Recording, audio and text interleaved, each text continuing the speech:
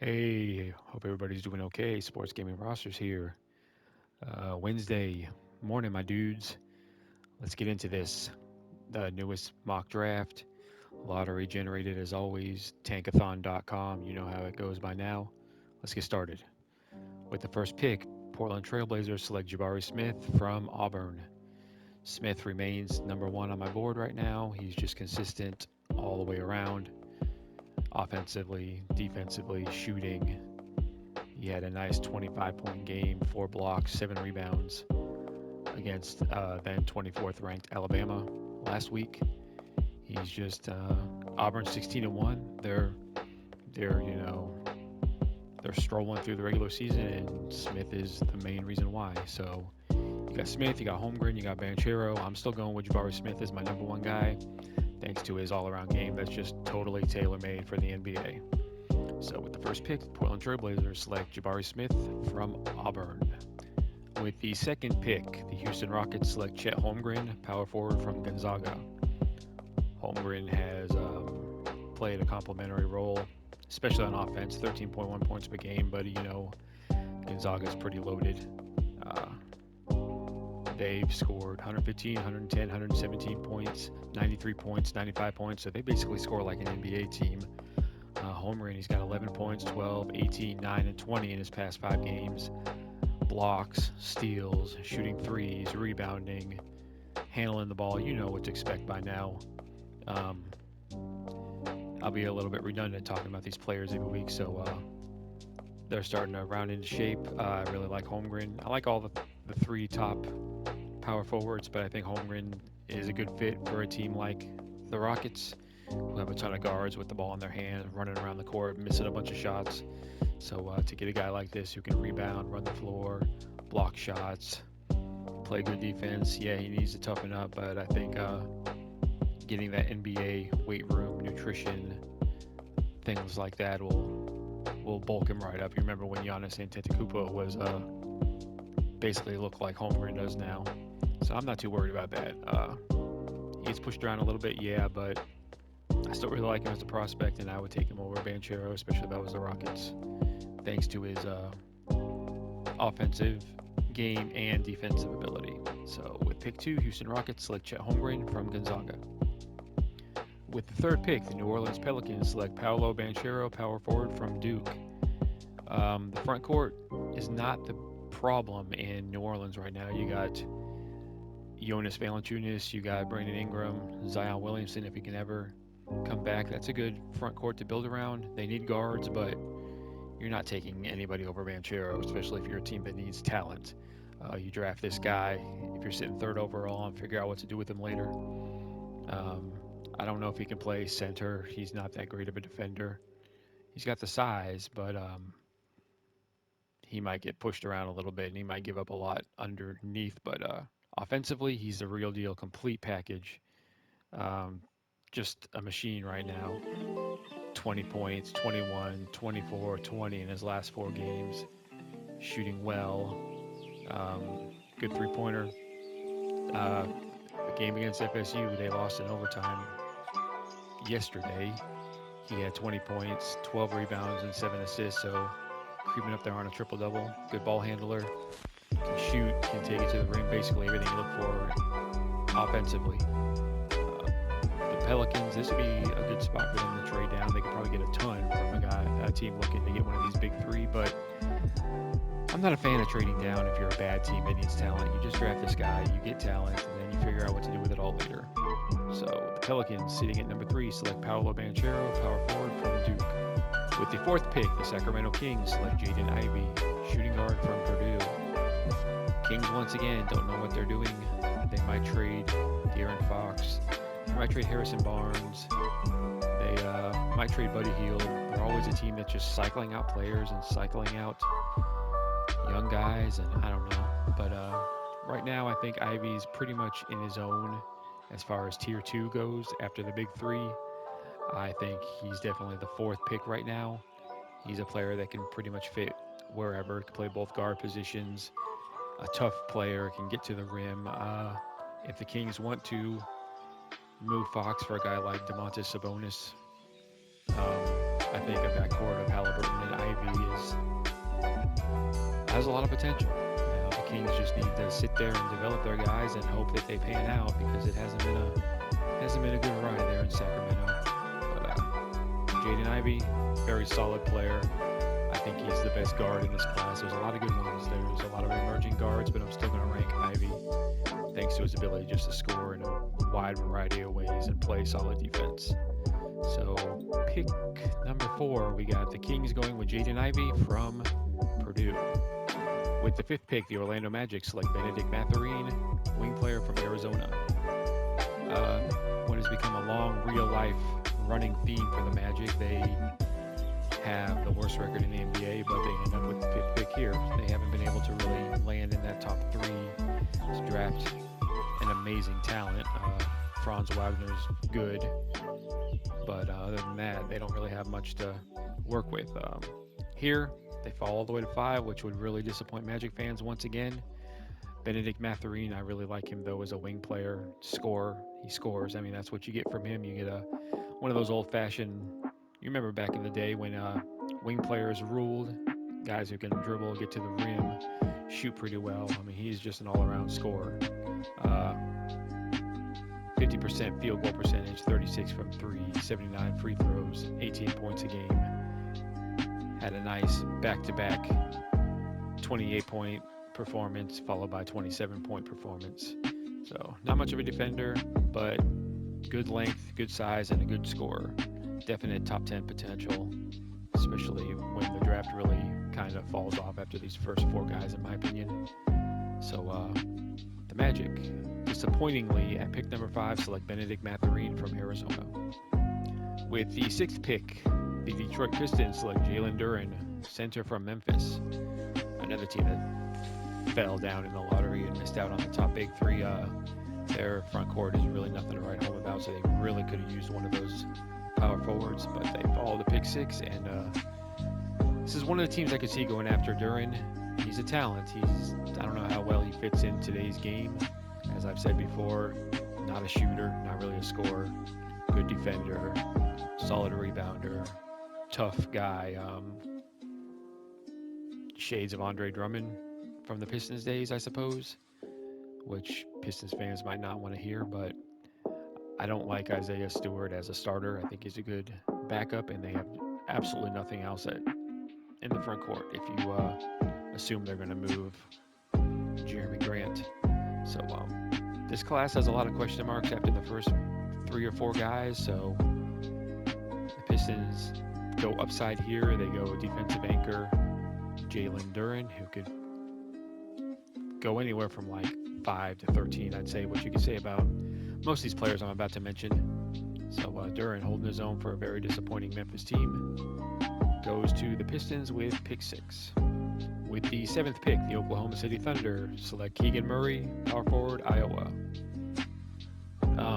Not quite an athletic specimen as some of these guys taken ahead of him, but I think he fits well with what the Thunder do, which is just throw a ton of guys at you and lean on their guards for most of the scoring.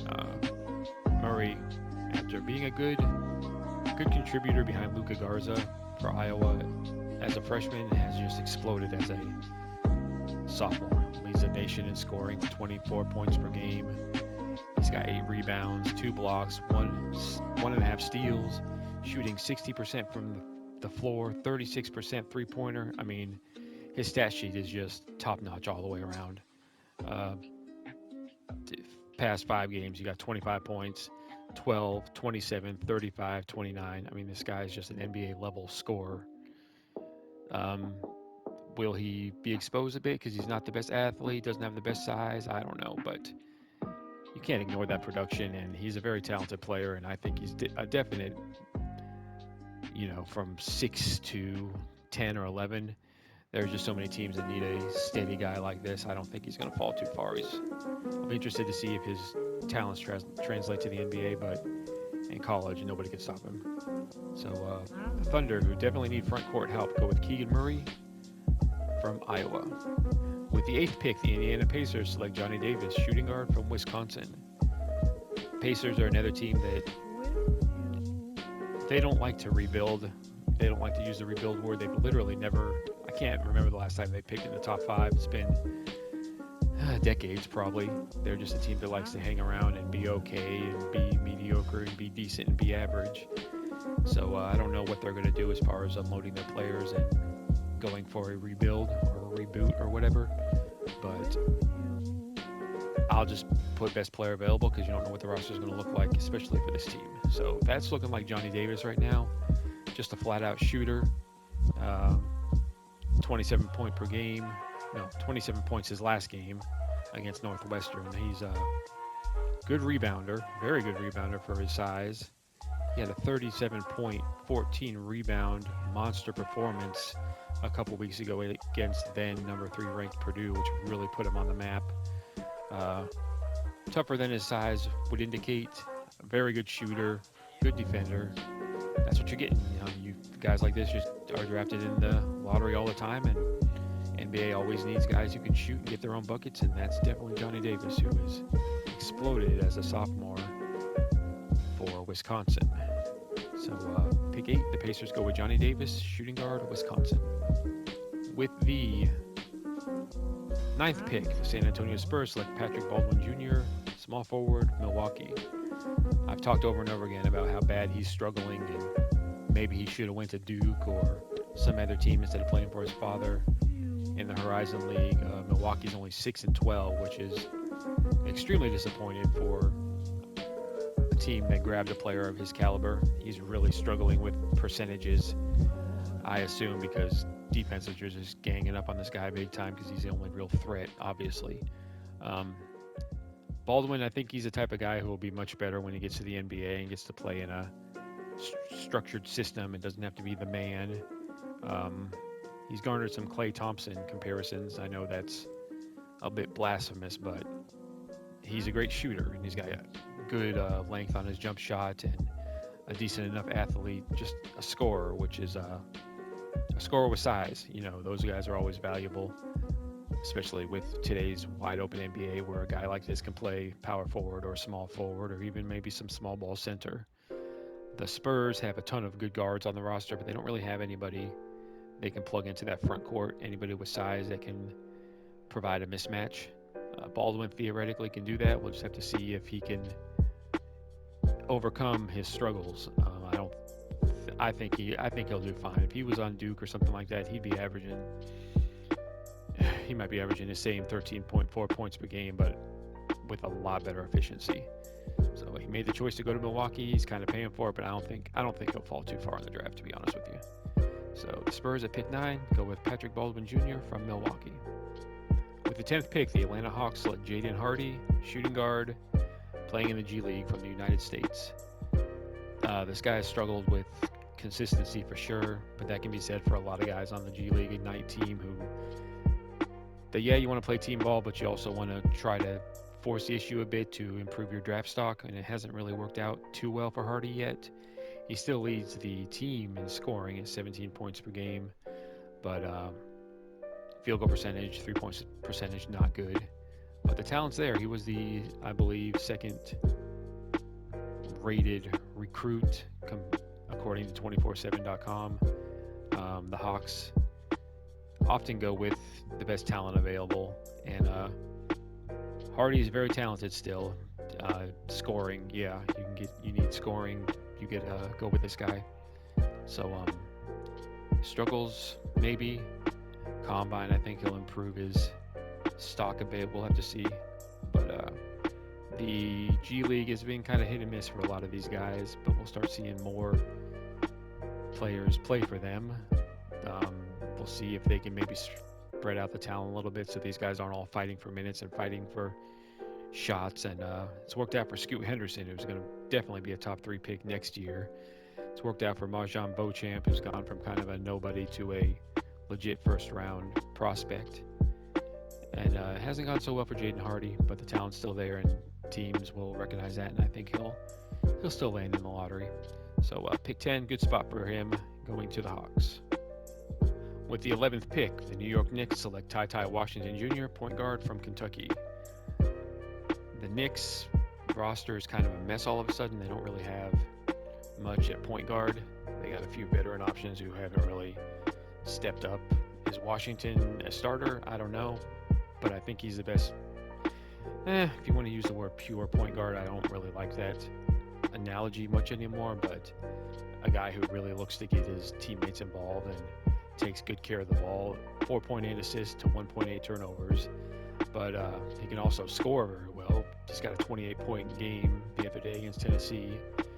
Against Georgia earlier on, he had a 17-point, 17-assist game, so he plays basically the entire game for Kentucky, a Kentucky team that has a lot of upperclassmen for once. Shooting 51% from the floor, 41% from three, 81% from free throw. So this guy's really, really solid all across the board. Not an amazing athlete, but just a guy who's getting the job done. And I think for someone kind of looking for a discount starting point guard, you don't really have a lot of openings in the NBA for point guards. That's one position that's covered pretty well, which is the only reason that Washington has really fallen this far. I really like him as a prospect, and I think a team that needs a long-term option could definitely try to develop him. He's a very good all-around player in the Knicks.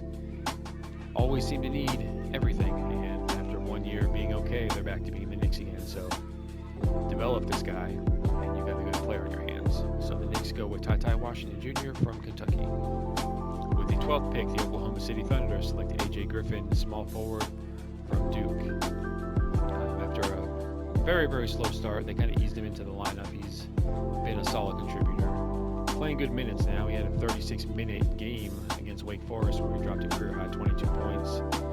His past 2 games have been a bit of a struggle, 3 points and 8 points, but he's still playing minutes, and he's still showing why he was a very high recruit. Definite project, especially as far as lottery players go. Even as far as freshmen go, he's more of a project than most, but the Thunder have like 7,000 first-round picks coming up and have no problem drafting a guy like this and working with him. I think if he can develop, you got a strong, aggressive scorer who's got a decent chance to be a good wing defender as well. So definite project here. You got a lot to work with, and the Thunder have no problem with that. So pick 12, they go with A.J. Griffin from Duke. With the 13th pick, the Boston Celtics select Kennedy Chandler, point guard from Tennessee.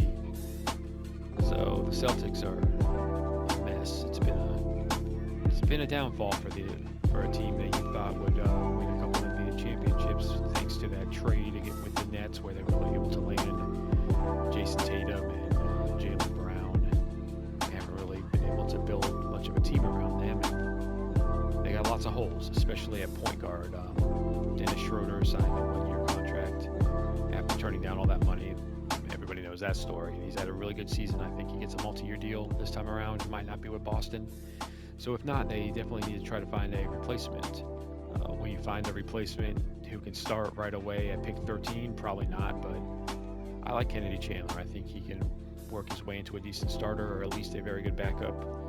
He doesn't have great size, but he's a very good scorer, good shooter, good defender, very good defender. He's got his last game yesterday against Vanderbilt, 13 points, 5 steals, 4 rebounds, 4 assists. So a guy who can get after you defensively and can control the ball on offense. So at least you got a pretty good backup here. So Boston, pick 13, goes with Kennedy Chandler from Tennessee. With the 14th pick, the Toronto Raptors select Kendall Brown, small forward from Baylor. I had Brown creeping up. I think I had him in my top 5 at one point, but I don't know what's happened. He's always kind of been a complimentary piece for Baylor.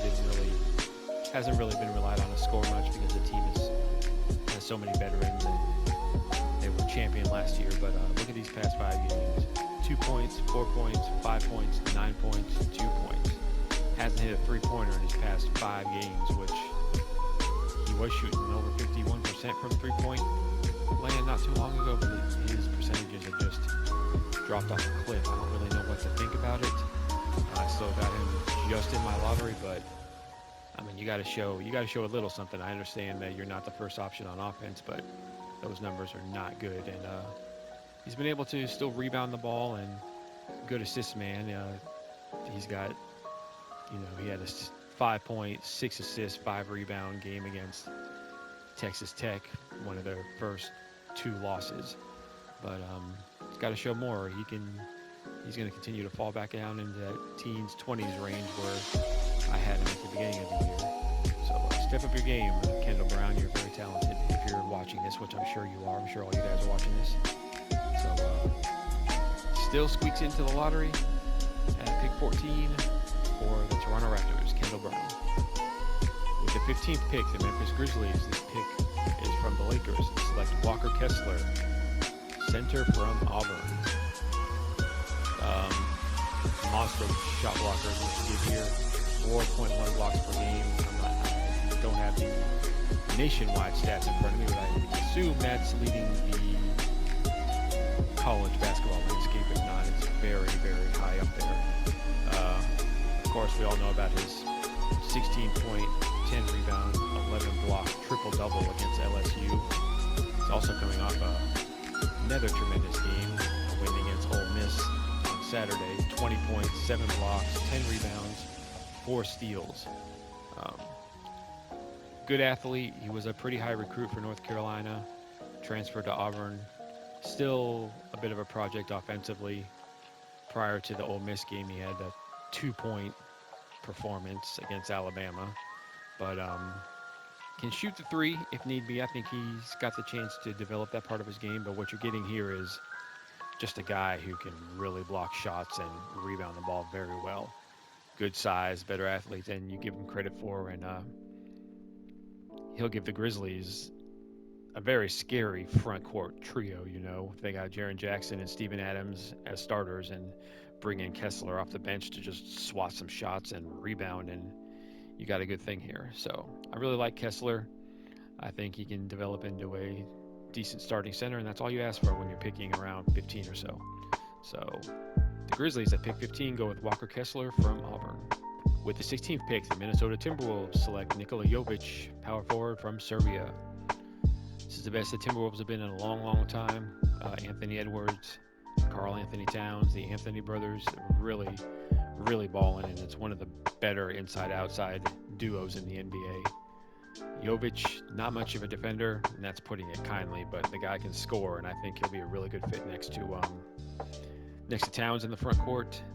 And with Edwards, a shooter, good ball handler, but you're getting a guy right here who can just dump in some buckets and can work his way into a decent starting power forward. He's really got a long way to go to even be average defensively, but people used to say the same thing about his Serbian brother Nikola Jokic, and look at him now. No, he's not going to be a Jokic, obviously, but he's got the size, he's got the length, and he's got the ability to be a good scorer. So I think he'll be a nice fit with the Timberwolves. I seem to mock him there every single time. It just makes a lot of sense. So Minnesota goes with Nikola Jovic from Serbia. With the 17th pick, the Washington Wizards select Dyson Daniels, shooting guard from Australia. Wizards are a pretty good team, or a pretty deep team, I should say. They have a lot of young rookies playing small bench roles, and I think they might try to consolidate a couple of those guys to really make a push towards the playoffs. So getting a guy like Daniels, who can play both guard positions, can play some small forward, would be a nice help. He's definitely a project, another G League guy fighting for his own stats and his own minutes. I like him as a tall ball handler who can really, really play some solid perimeter defense. I think he can be one of the better wing defenders in the NBA if he puts it all together.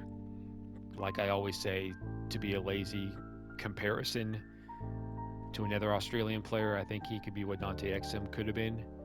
Not quite the athlete and not quite the ball handler and scorer that Exum was, but combo guard, can play 3 positions, can guard 3 positions, and I think he'll make a solid bench player for a deep Wizards team who just needs to get that second guy to go with Beal to really make some noise.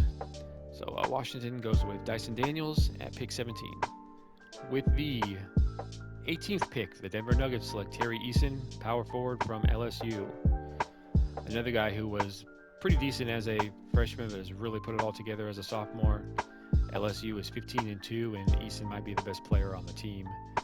A good shooter, a solid defender, has length, can run the floor. Basically, your new age power forward. Can learn from Jeff Green, who was a similar player. He's not the talent that Green was coming out of Georgia, but that combo guy who can dunk 10 times a game and can grab rebounds and swat shots. And a project, yeah. As a sophomore, his signature game recently: 24 points, 12 rebound, double-double, and a win against then 18 Tennessee. So yeah, pick 18, Denver goes with the combo forward Terry Eason from LSU. With the 19th pick, the Atlanta Hawks select Wendell Moore Jr., shooting guard small forward from Duke. This pick is from Charlotte. They got it in the trade with the Knicks for Cam Reddish. This was originally New York's pick.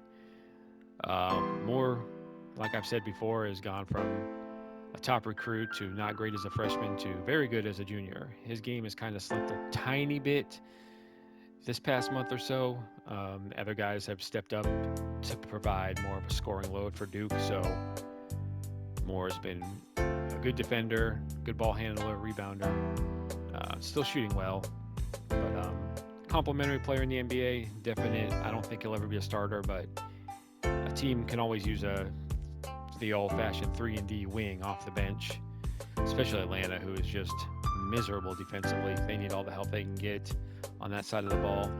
Moore won't really be asked to score, obviously, that much, but I think he's got potential as a good wing defender who can knock down some jump shots and provide immediately for a playoff team.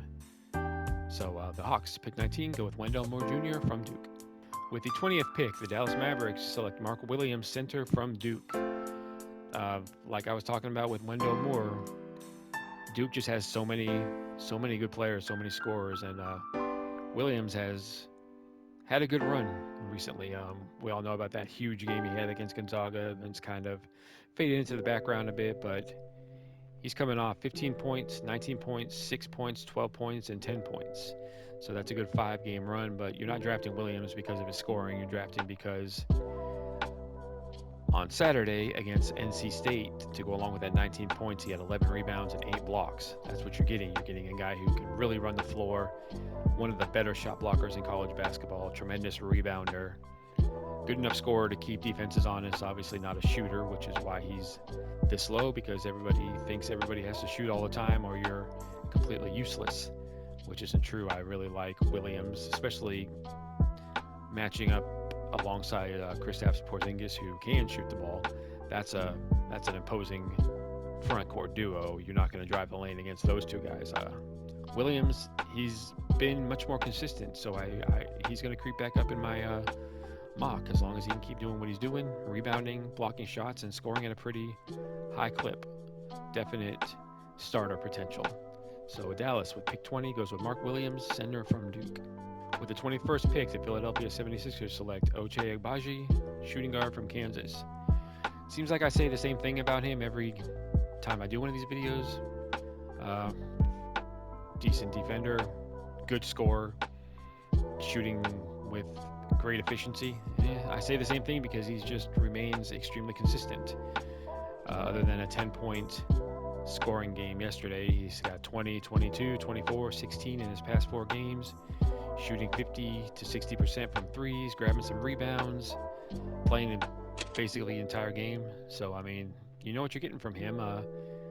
You're getting a shooter and you're getting a scorer. The 76ers have a few of these guys on the bench already. You got like a Danny Green type, Seth Curry, and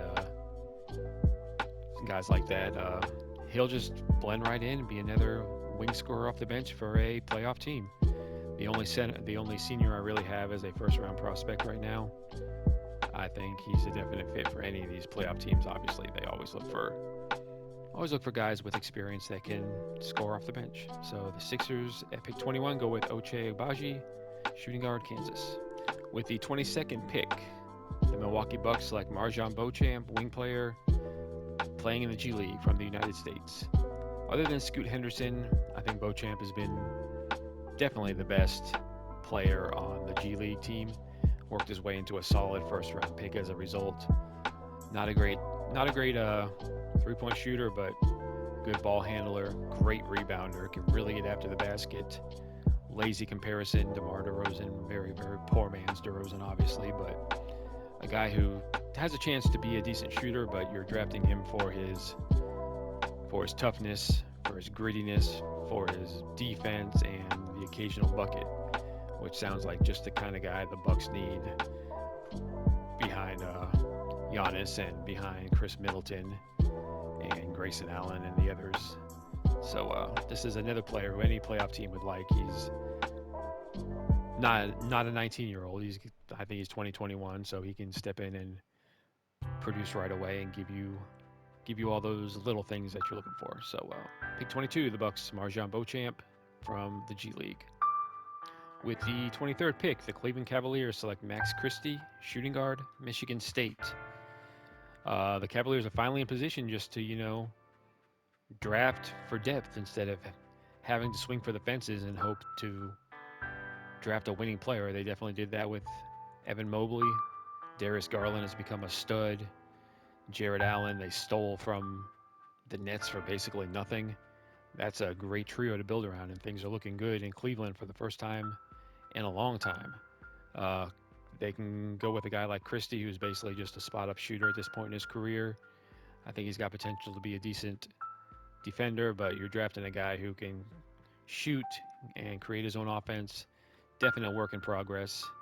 He had a good 16-point game against Minnesota, but followed it up with a 6-point stinker in a shocking loss to Northwestern the other day. But he's a freshman. He's picked in the 20s, so what do you expect? I think he can be a decent fit next to Garland, next to Mobley, and those guys who get the ball in their hands a lot. He should have a lot of wide open looks, and he'll give the Cavaliers some wing depth with size and shooting. So pick 23, the surprising Cleveland Cavaliers go with Max Christie. With the 24th pick, the Houston Rockets select Harrison Ingram, small forward from Stanford. Think a Kyle Anderson type, tall, doesn't really pass the eyeball test, not sexy to look at, but can handle the ball and produces pretty well. A decent enough shooter, a decent enough athlete, but very smart, point forward type, might be the best ball handler on this Rockets team if they draft him and don't go with a real point guard.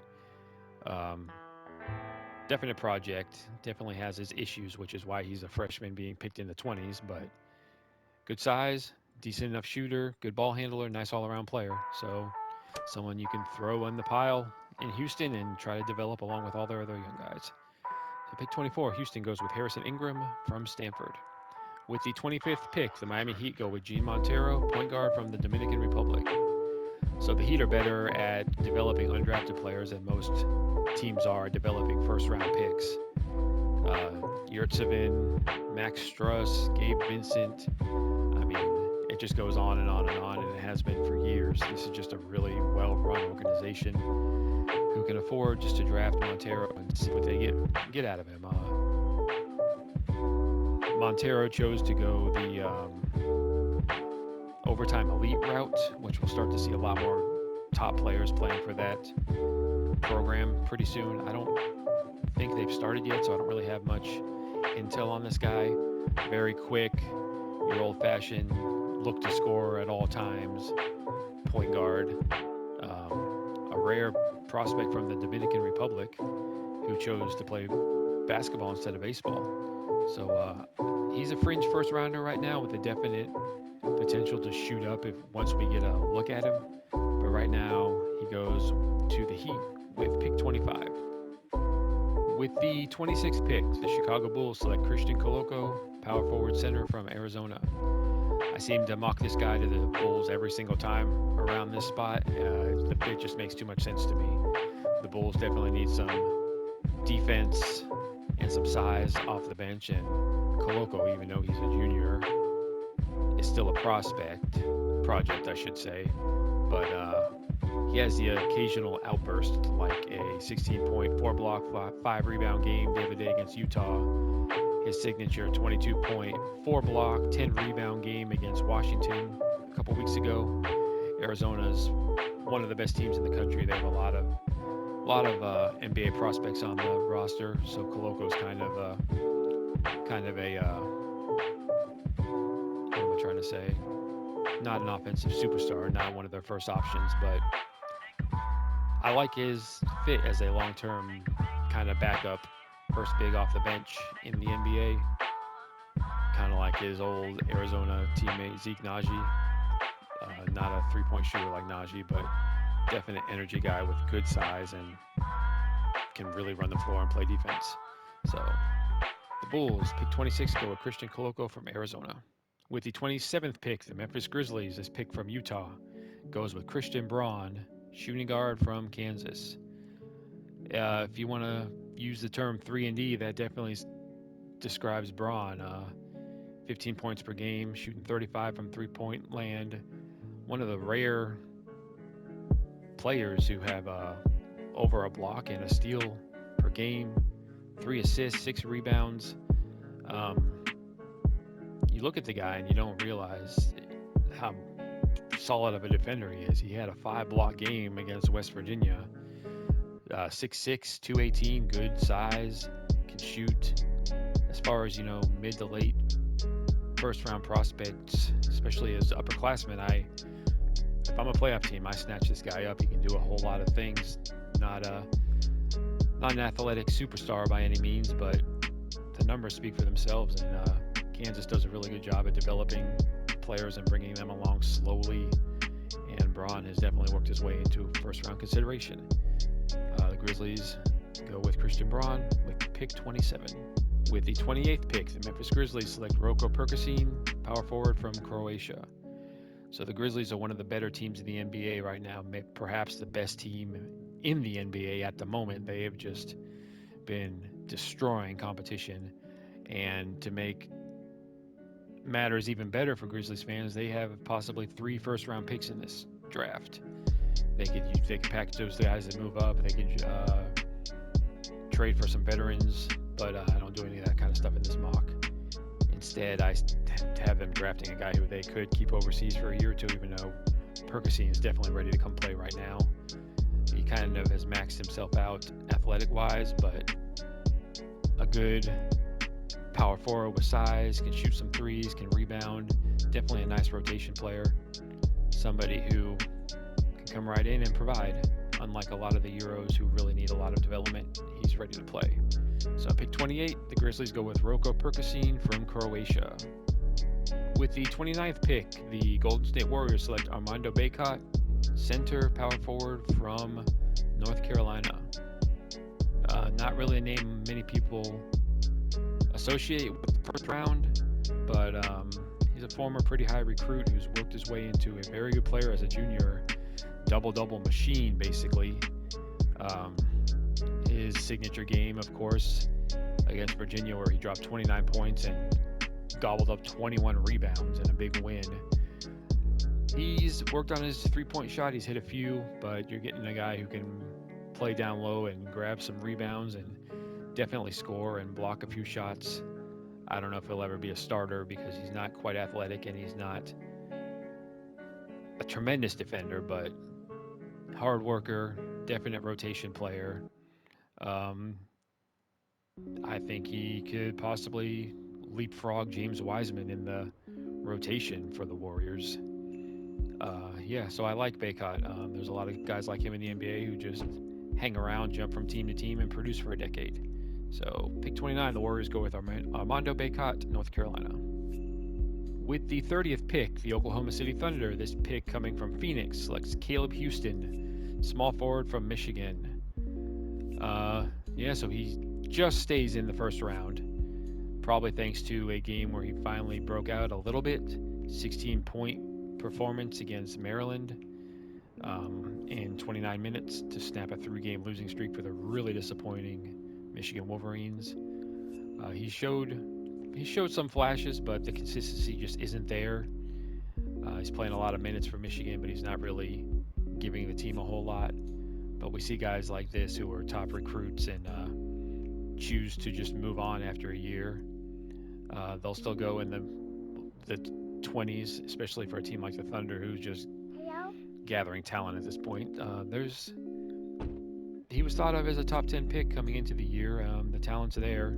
He's got good length, good shooter, but we'll have to see a lot more consistency to consider him more than a late first round project going forward.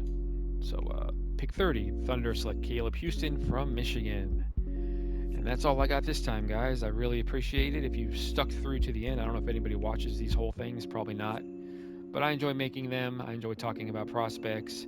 I enjoy showing off my draft class a little bit. And thanks to everybody who watches this, who watches some. Thanks for the subscribers. Please keep them coming. It'll mean a lot to me. It'll get me going to where I want to go with this channel. And that's all I got this time. So all these players are in my 2022 NBA draft class. You can find the video with all the information to download on my channel. So please check that out if you haven't already. Thank you for subscribing. I have a Patreon on my website, sportsgamingrosters.com. I'll also link that in the description below. Totally up to you. I don't really like to plug that very often, which is why it's at the very end of this video. And I will see you all next time. Thank you.